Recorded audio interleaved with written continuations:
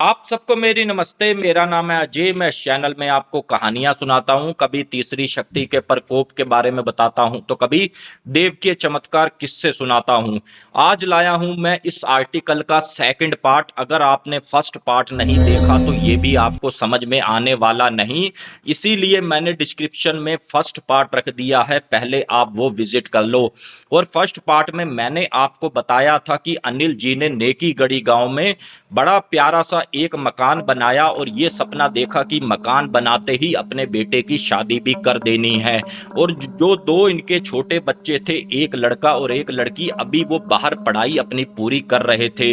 लेकिन यहाँ पर होता क्या है इनके साथ, जैसे इनका मकान अभी कच्चा पक्का काम चल रहा था तो रेनू जी और अनिल जी को अपने मकान के अंदर टोना टोटका रखा हुआ दिखा और ये काफी ज्यादा घबराए और इन्होंने गलतियां क्या करी, उसी टोने टोटके को हाथ लगाया और सारा का सारा इकट्ठा किया। और रेनू जी ये बोली कि आप खेत जाओगे तो रास्ते में इसको फेंक देना और इसको बिल्कुल भी अब टच मत करना। और यहाँ पर अनिल जी ने भी सेम टू सेम ऐसा किया। अब यहाँ पर होता क्या है, जैसे ही कुछ एक दिन बीतते हैं, इनके मकान पूरा कंप्लीट होता है तो ये अपने पंडित जी को बुलाते हैं कि पंडित जी ऐसा करो, हमारे घर में मुहूर्त कर दो, हमने नया मकान बनाया है। और पंडित जी जैसे ही इनके घर में आते हैं तो सबसे पहले इस बात पे गुस्सा होते हैं कि भाई ये तुमने जब मकान बनाया तो किसी की राय मशवरा नहीं लिया, ये जो मंदिर बनाया है ये वास्तु के हिसाब से गलत दिशा में है। तो पंडित जी भी इनको पहली वार्निंग देकर गए कि भाई जल्दी से अपना मंदिर चेंज करो। और दूसरा इनका क्या हुआ, जैसे ही प्रेत शक्ति इन पर हावी होने लगी है तो इन्होंने ये सोचा कि भाई अनिल जी की यहाँ पर तबीयत खराब है और इनका लड़का सीधा डॉक्टर के पास गया और अपने भाई बुला के लाया कि पिताजी को देख लो। और उन डॉक्टरों ने क्या किया भाई, इनको नींद की दवाई दी कि चलो जी ये आराम करेंगे तो इनकी भाई जो भी स्ट्रेस लेवल है कम होगा, थकान की वजह से ऐसा होता है, जो ये बीच बीच में दांत किटकिटा रहे तो ये खत्म हो जाएगा। लेकिन कुछ ही समय में भाई डॉक्टर को भी इन्होंने एहसास दिला दिया कि प्रेत शक्ति से आप ज्यादा बड़े नहीं हो। अब मैं आपको ले चलता हूं कहानी के आगे क्या कैसे हुआ।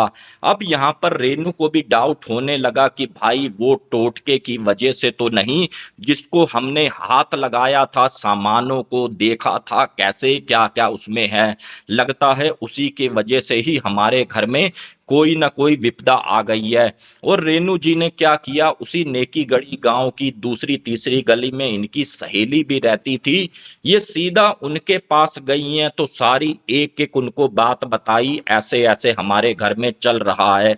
तो इनकी सहेली का ये कहना था, देख मेरी बहन क्या पता तबीयत भी खराब हो और तू एक काम ये कर, अगर तुझे वहम लग रहा है कि हमारे तुम्हारे घर में कोई भूत प्रेत आत्मा का साया आ चुका है, और वो मैंने भी सुना है कि रात के 2 से 3 बजे के समय काफी ज्यादा शक्ति स्ट्रोंग हो जाती है, एक बार तू उस समय उठकर देखना, अगर कोई ऐसी तुझे लगता है, अगर ऐसा होता हुआ दिखे तो समझ लो तुम्हारे घर में प्रेत आत्मा है।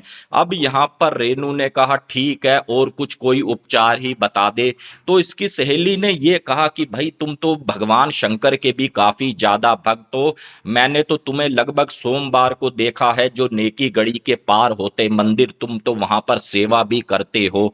तो रेनू का ये कहना था, देख मेरी बहन, हम हर सोमवार को तो नहीं जा पाते, 2-4 सोमवार चले गए फिर छूट गया। अब यहाँ पर फिर इसकी सहेली ने भी कहा कि लगता है तुम भी दिखावे की भक्ति करते हो, भगवान पर विश्वास तुमको भी नहीं है। इतना कहा है और रेनू ये कहती है कि चल ठीक है, मैं तेरी बात का भी ध्यान दूंगी, लेट नाइट उठकर देखूंगी क्या कैसे होता है। और ये उन्हीं गलियों से पैदल आ रही है अपने घर में, सोच रही है समझ रही है क्या कैसे करना है। तो इसने ये सोचा कि पहले पूरी बात मैं अपने बेटे को बताऊंगी कि मुझे ऐसा ऐसा एहसास हो रहा है। और ये जैसे ही अपने घर के अंदर घुसी है तो क्या देख रही है, इनका बेटा जो दोपहर को आने वाला था, किसी काम से काशीपुर गया था तो ये तो बड़ी जल्दी आ गया। जब इसने अपने बेटे से पूछा तो उसने भी यही कहा कि मम्मी जिससे मिल मिलने गया था वो बंदा ही नहीं था। और एक इनके ड्राइवर भैया जो ट्रैक्टर वगैरह चलाते थे, इनकी खेती बाड़ी देखते थे, तो उन्होंने भी भाभी नमस्कार कहा और ये कहा कि भाभी कहाँ गए थे आप, बड़ी देर से गायब हो। अब यहाँ पर अनिल जी भी बिल्कुल नॉर्मल है, आपस में तीनों जने बात कर रहे हैं। और ये जैसे ही रेनू की तरफ देखा है अनिल जी ने, तो फिर से अपने दांत किटकिटाना शुरू कर दिया। और ये लगभग एक आधा मिनट इनका चला है और अनिल जी फिर यहाँ पर नॉर्मल हुए। तो यहाँ पर रेनू ने ये कहा कि भाई बेटा ऐसा है, जरा थोड़ा सा मुझे काम है, ऐसा कर तू गाड़ी निकाल ले, करणपुर चलना है। तो यहाँ पर इनके बेटे ने ये कहा कि मम्मी अगर कोई जरूरी काम नहीं है तो देखो मैं नहीं जाऊंगा, अभी तो भाई मैं काशीपुर से आया हूँ, अब तुम फिर कह रहे हो करणपुर चलो, मम्मी कल चलेंगे। तो यहाँ पर रेनू काफी जिद करने लगी कि बेटा मैं तुझसे कह रही हूँ कि मुझे काम है, तू बता, मना कर रहा है छूटते ही। तो इसका बेटा कहता है ठीक है मम्मी, अभी कार निकालते हैं, उसी पे ही चलते हैं।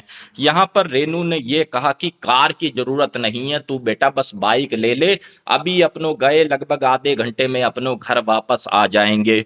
और इनके लड़के ने जैसे ही बाइक निकाली है, रेनू जी बैठी हैं पीछे। और जो करणपुर गांव था लगभग नेकी गढ़ी से 3-3.5 किलोमीटर की दूरी पर, और करणपुर आने से पहले इनकी मम्मी ने कहा कि बेटा यहाँ पर तू बाइक रोक दे।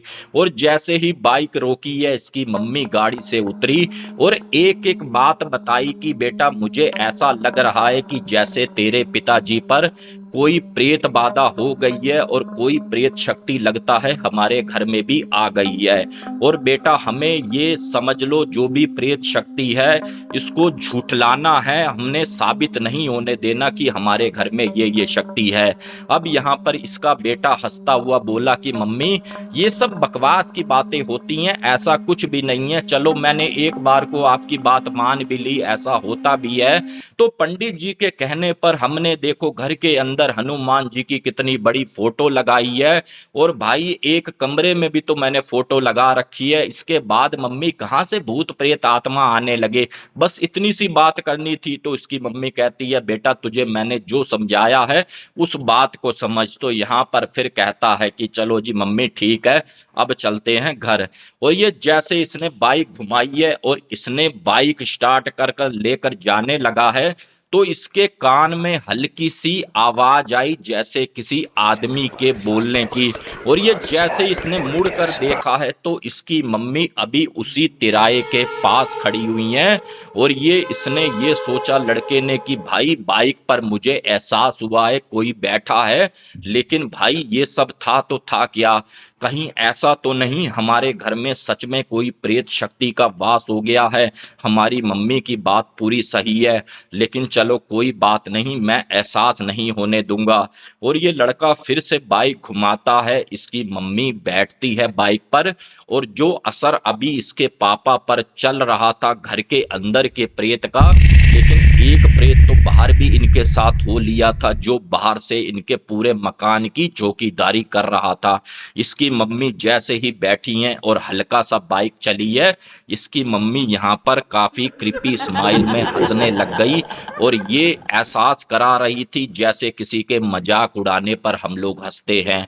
और ये इसकी मम्मी के ऊपर वो शक्ति फुल तरीके से सवार होने को, लेकिन सवार होना क्या था, एकदम से इनके घर का दरवाजा आया और फिर इनका जो ड्राइवर भैया था सीधा उसने टोक मारी कि भाभी जी बड़ी जल्दी आ गए, आपने तो कहा था 1 घंटा लगेगा। अब यहाँ पर जो शक्ति उस पर सवार होने को थी रेनू के ऊपर, रेनू यहाँ पर बिल्कुल नॉर्मल होती हुई दिखी। और इसने अपने लड़के से भी पूछा कि बेटा आज रात तो भाई मैच देखेगा क्या, और मैच तो वैसे ही लगभग 12-1 बजे खत्म होगा। तो इनके बेटे ने ये कहा कि मम्मी क्यों नहीं देखूंगा, आज तो इंडिया पाकिस्तान का मैच है। तो यहाँ पर रेनू का ये कहना था कि बेटा मैं जरा मंदिर वाले कमरे में सो जाऊंगी और तू अपने पापा के साथ सो जाना, कोई दिक्कत तो नहीं, क्योंकि तुम 12-1 बजे तक जागोगे फिर मेरी भी नींद खराब होगी। लेकिन जो रेनू जी थी वो कुछ और एक्सप्लेन अपना सोच रही थी, करने की कोशिश कर रही थी कि 2 बजे मैं रात को उठकर देखूंगी कि यहाँ पर कुछ होता है या नहीं होता। अब यहाँ पर भाई जैसे ही शाम हुई है, मैच शुरू हुआ है और ये दोनों बाप बेटा मैच देख रहे हैं और जैसे ही रात के 10 साढ़े 10 का समय हुआ है और मैच के बीच में क्या हो गया, अनिल जी काफी ज्यादा बातें कर रहे हैं। बातें किससे कर रहे हैं? जो इनके ऊपर प्रेत शक्ति है उसके साथ। और इनका बेटा भी जब देखे कि मेरे पिताजी किससे बोल रहे हैं और इनके बेटे को भी विश्वास हो चला कि भाई कोई ना कोई दिक्कत तो मेरे पिताजी पर है। और जो उधर रेनू सो रही थी वो ये सोच रही थी कि बेटा अभी मैच छोड़कर आएगा, मुझे बताएगा कि पापा के साथ ऐसा ऐसा कुछ ना कुछ हो रहा है। और इसी बीच में ही भाई होता क्या है, घंटा 2 घंटा बीतते हैं, मैच यहाँ पर खत्म होता है और ये बाप बेटा दोनों चले जाते हैं उस कमरे में सोने के लिए।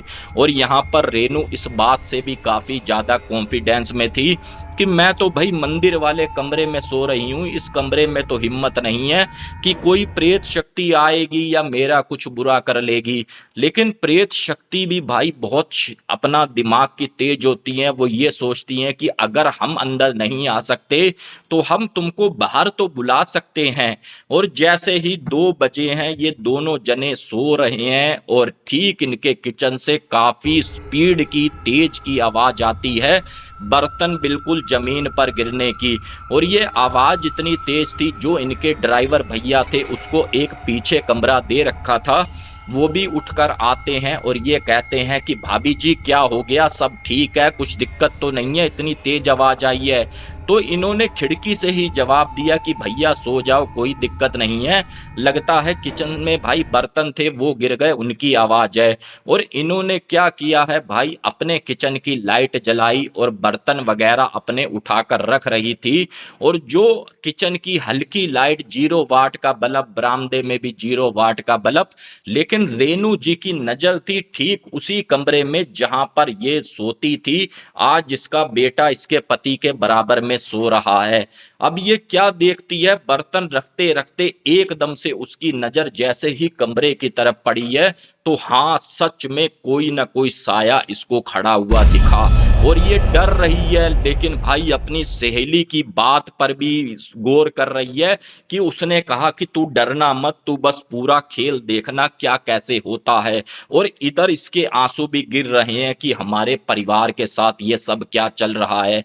और यहाँ पर अब इसका पति अपने बिस्तर से उठा है और उसी जानवरों की तरह सूंघता हुआ चलता हुआ आ रहा है और काफी ज्यादा अपने दांत यहाँ पर किटकिटा रहा है। और जैसे ही इसके पास आया है और एकदम से सीधा खड़ा हुआ और रेनू ये कह रही है कि क्या हो गया तुम्हें, तुम्हें क्या दिक्कत हो गई, ये सब क्या कर रहे हो। और गुर्राने की भी आवाज साथ साथ आ रही है। गुर्राना बंद हुआ तो एकदम से यहाँ पर अनिल काफी तेज चीखा है और इसकी चीख सुनकर फिर से इनका नौकर उठा कि दीदी क्या हो गया या भाभी क्या हो गया, आप ऐसा करो उधर का दरवाजा खोलो, मैं भी अंदर आता हूं। और इतने में ही इसका बेटा भी उठ गया कि पापा को क्या हो गया, पापा को क्या हो गया। और जैसे ही बाहर का दरवाजा बजाया है, इनका नौकर भी अंदर को आया। जो दिक्कत यहाँ पर रेनू को भी हो गई थी दिन में, अनिल जी पर तो दिक्कत थी, लेकिन अब समस्या कहीं ना कहीं इनके बेटे पर भी आनी शुरू हो गई। इनका बेटा भी काफी ज्यादा दांतों को किटकिटाना शुरू कर दिया, अपनी आंखों को पलटना शुरू कर दिया और काफी ज्यादा यहाँ का माहौल खतरनाक हो रहा है। और जो इनका ड्राइवर भैया था समझ गया कि भाई इनके साथ कुछ ना कुछ अलग ही घट रहा है। और उसने ये कहा कि भाभी आपके घर में गंगा जल होगा तो मुझे जरा गंगा जल ला कर दो। लेकिन भाई ये तो दिखावे की पूजा करते हैं, फॉर्मेलिटी वाली पूजा करते हैं, इनके मंदिर में इनको गंगा जल मिला ही नहीं। अब यहाँ पर ड्राइवर भैया कहते हैं भाभी कोई बात नहीं, आप 2 मिनट शांत रहो। और वो जल्दी से भागा है अपने कमरे में, वहां से हनुमान चालीसा भी उठा लाया और वहां से गंगा जल भी ले आया। हनुमान चालीसा की जो किताब थी उसने क्या किया, अनिल जी की जेब में डाल दी और उसके बाद जो गंगा जल था अपने मंत्र वगैरह उसने पढ़े और ठीक उनके माथे पर अनिल जी के छुआया है तो अनिल जी की बदली हुई आवाज में अनिल जी क्या बोले, इसका सर ना है, तेरे जल का कोई असर नहीं होगा, एक मैं यहाँ पर हूँ, एक वहां पर बैठा है। और ये जब बात सुनी है तो यहाँ पर इनके ड्राइवर भैया भी घबरा गए कि भाई कितने को प्रेत इनके घर में है, एक वहां बैठा है और एक यहाँ पर है। अब उन्होंने क्या किया, बिना किसी देर किए, क्योंकि इधर इनके बेटे के भी भाई चीखने चिल्लाने की आवाजें शुरू हो गई और इन्होंने हनुमान चालीसा लगाई और काफी तेज तेज यहाँ पर पाठ करना शुरू कर दिया।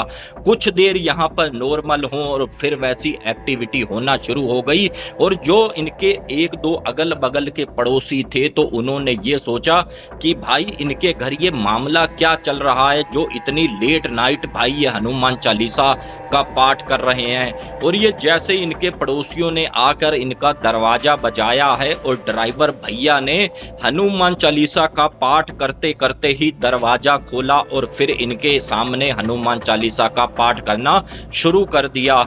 एक तो भाई कमरे के उस कोने पे बैठा है अनिल जी, इस कोने पर बैठी हैं और जो रेनू है वो अपना किचन में ही बेसुध होकर बैठी है और इनके पड़ोसियों ने भी इनकी काफी ज्यादा मदद करी और पंडित जी को भी बुलाया।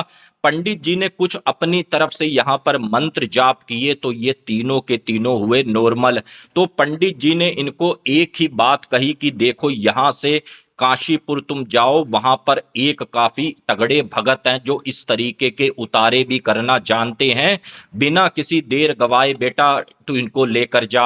और जो इनके ड्राइवर भैया थे कार भी चलानी जानते थे और पंडित जी उसके आगे बैठे, ये तीनों जने पीछे बैठे हैं।